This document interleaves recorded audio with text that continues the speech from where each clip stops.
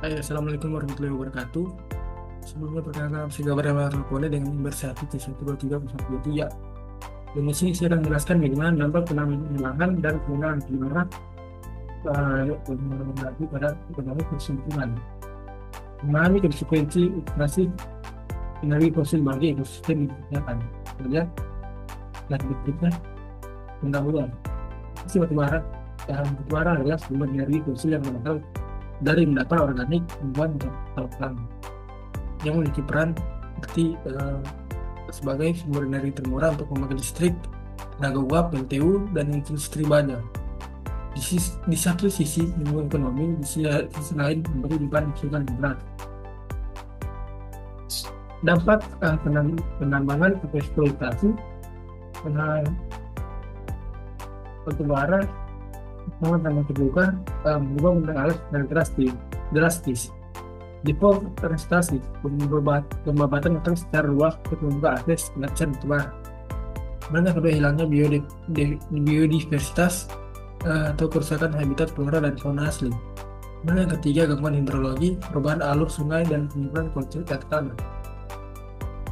Sebenarnya air atau asam tambang merupakan dampak paling berbahaya dari lingkungan adalah air asam tambang atau ALT yang memiliki batas racun mirip dengan air dan tidak menghasilkan air dengan pH sangat rendah. Alasan dampak logam berat merkuri, arsenik, kadmium terlarut dan mencemar sumber air warga serta membunuh biota sungai.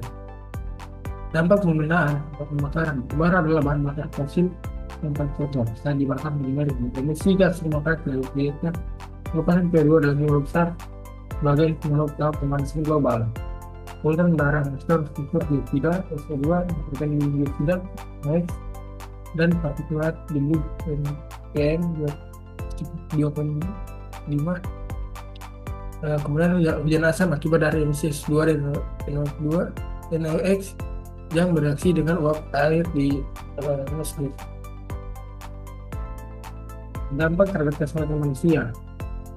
Pertama, penyakit pernapasan, ispa, asma, bronkitis, kronis, hingga kanker paru.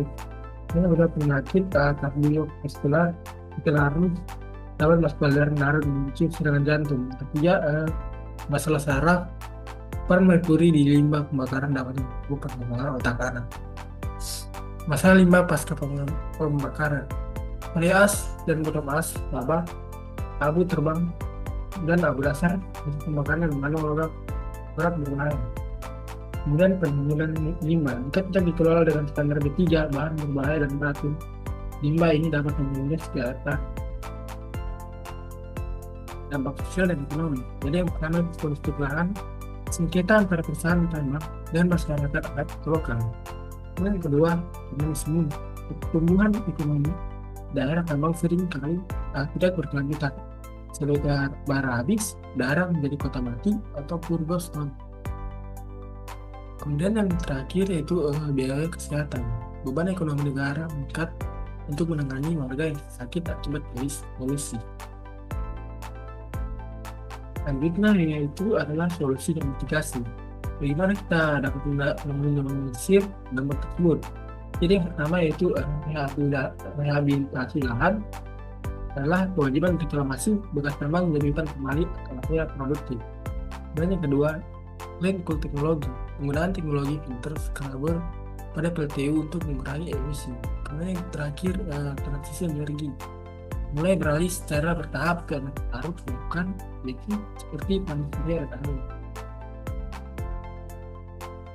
Kemudian kita berada pada kesimpulan dari penjelasan saya. Jadi batubara telah menjadi penghasil energi, namun dengan harga lingkungan sangat mahal, langkah preventif dan regulasi ketat pada perusahaan tambang mutlak diperlukan.